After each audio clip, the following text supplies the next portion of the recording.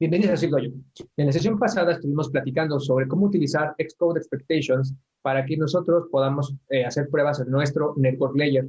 Si recuerdan, el Network Layer que hicimos era un Network Layer que no se podía testar y tenía varios problemas en la implementación. Si quieren recordar el video, recuerden que se lo vamos a vincular en esta parte del video, ¿ok? En esa parte pueden ver cómo empezamos con el código y qué fueron las mejoras que empezamos a hacer. Entonces, ahora vamos a continuar con este ejercicio y para eso vamos a hacerle ciertas mejoras.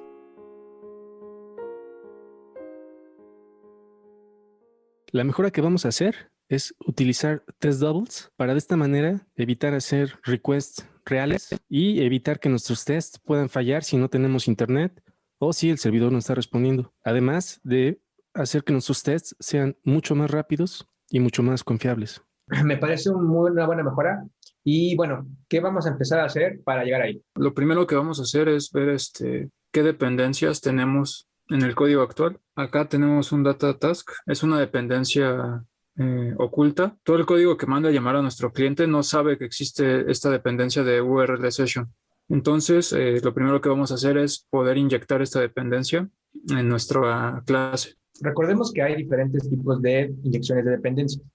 La podemos inyectar a través del método o a través de una variable o bien a través de un constructor.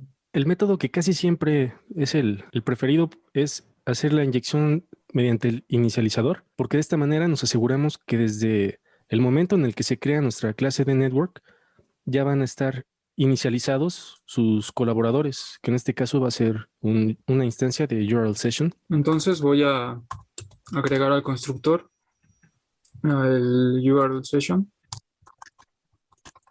Y una de las cosas que hay que abarcar es que si notamos, nosotros en el método de request estamos utilizando una instancia compartida.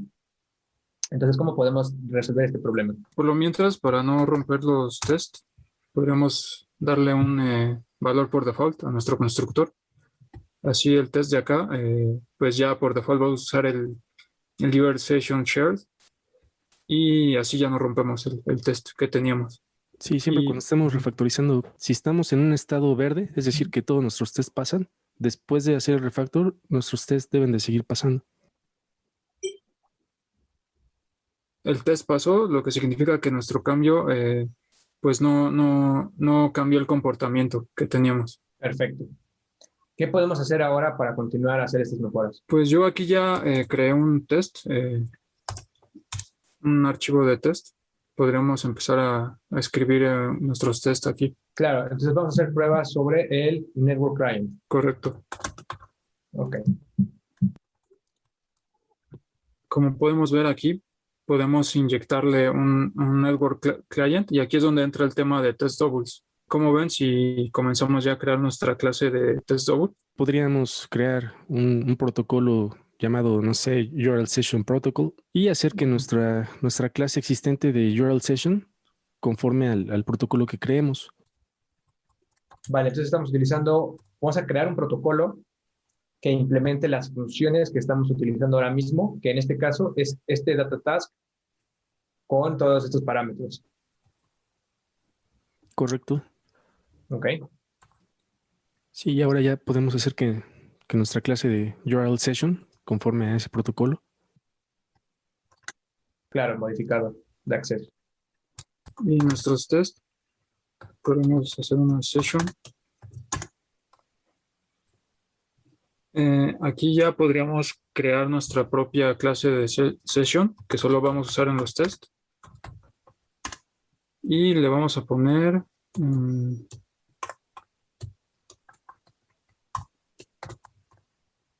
URL Session Spy, que conforme a nuestro protocolo. Spy porque nuestra intención va a ser capturar los llamados que hagamos al método de data task y los parámetros que le pasemos. Claro, entonces ahora simplemente conformamos al protocolo y aquí ya somos libres de controlar cómo queremos que se comporten nuestras pruebas. Ya podemos sustituir la dependencia de session con lo que queramos. Y nuestro método nos pide que regresemos una clase de URL Session Data Task. Voy a correr las pruebas. Aquí si nos damos cuenta ya rompimos las pruebas de integración que teníamos, pero lo podemos solucionar de esta forma. Podríamos crear una extensión solo para nuestros tests, para URL session, y que conforme al protocolo que acabamos de hacer. Y voy a correr estos tests. En nuestras pruebas de integración sí nos interesa que se esté ejecutando el request real. Y bueno, nada más para ver qué pasa, vamos a correr esta prueba. Ok. Y ahora vamos a la siguiente parte de nuestro test. Vamos a poner un request. Y voy a robarme este código que ya habíamos hecho. Copy paste event development. Sí. Y en completion podremos, por ahora no nos vamos a concentrar en el completion, lo vamos a ignorar. Y vamos a hacer un assert.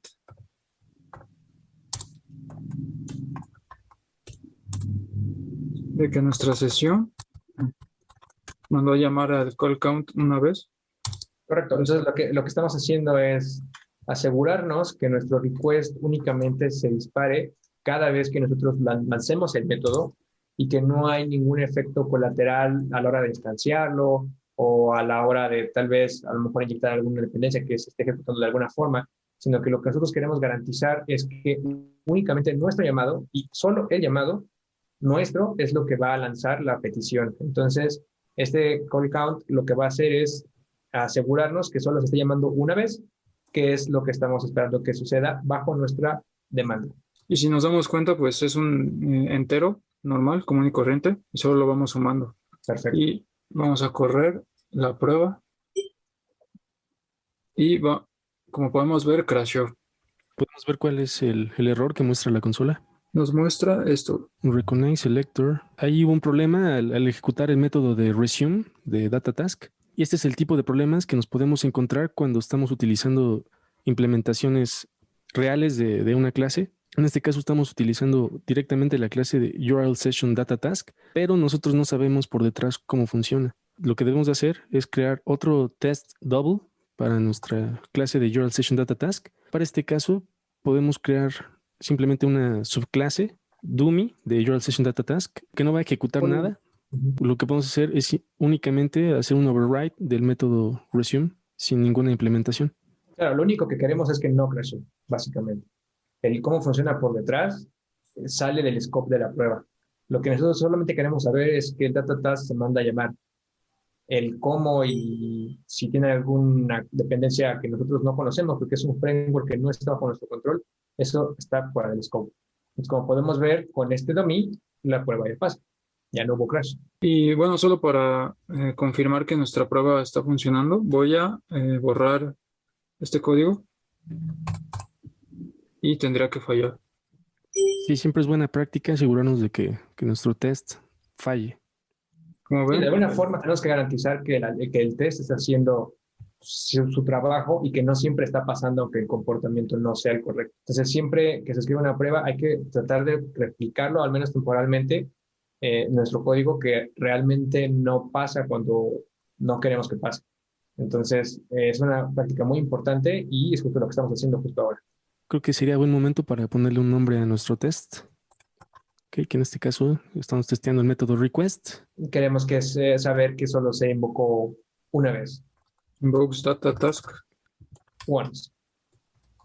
Vale. ¿Y algún refactor que vean para nuestras pruebas? Por el momento no. Como podemos ver, hay un warning que nos está arrojando Xcode por crear una instancia de la clase de URL Session Data Task. Este warning surge a partir de iOS 13. También puede ser otro de los problemas que nos encontremos cuando estemos creando instancias de clases reales, de frameworks. No sabemos cuándo pueden cambiar y pueden afectar nuestras implementaciones. Y bueno, de hecho hay una forma más efectiva de testear el URL Session utilizando una clase que se llama URL Protocol. El nombre de esta clase es URL Protocol a pesar de ser una clase en vez de un protocolo. Y seguramente en un video futuro lo vamos a mencionar. A través de este URL Protocol nosotros podemos tener el control de las peticiones si salen o no y podemos interceptarla para que moquee ciertos valores que nosotros necesitamos, ya sea de éxito o de fallo.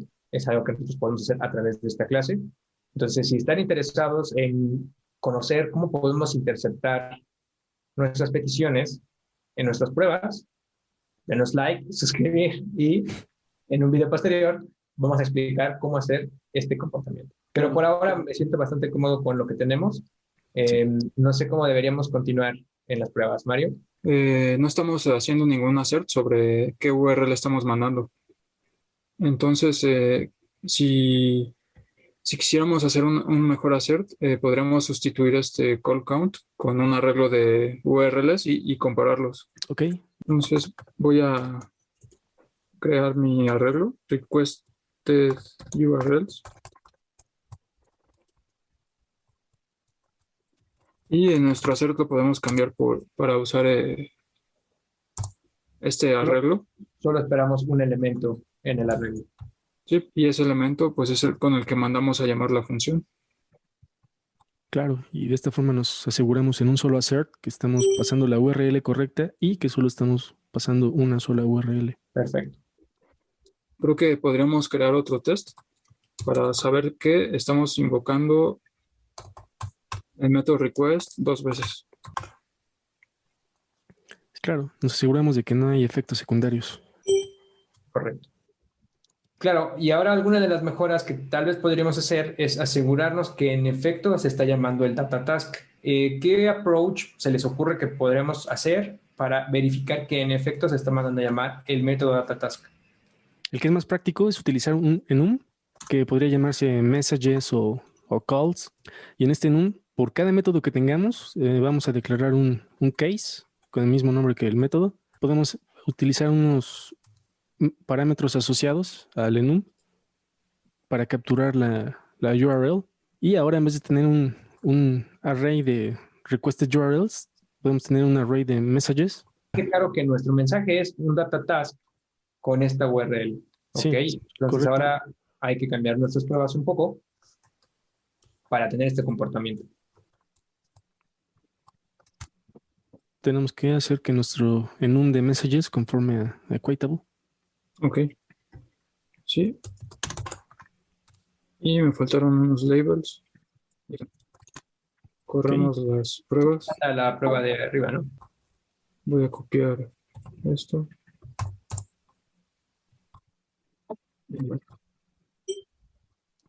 Y pasaron. Sí. Con este cambio ya podemos capturar los parámetros del método.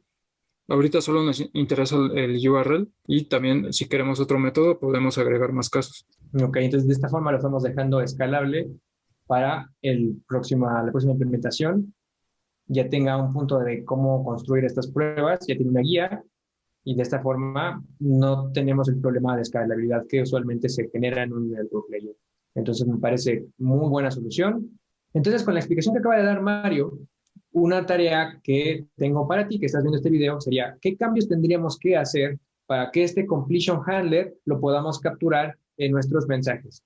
Entonces es un reto que te lo dejo ahí, pero si llegas a tener problemas, no te preocupes, vamos a hacer un video posterior donde explicamos cómo tener este comportamiento. La última cosa que me gustaría tal vez modificar de las pruebas, no sé si podemos regresar a los archivos de pruebas, entonces lo que se me haría como un poco más semántico es mover estas clases adentro de la clase para que así estemos asegurándonos que nos referimos a las pruebas de esta clase en particular.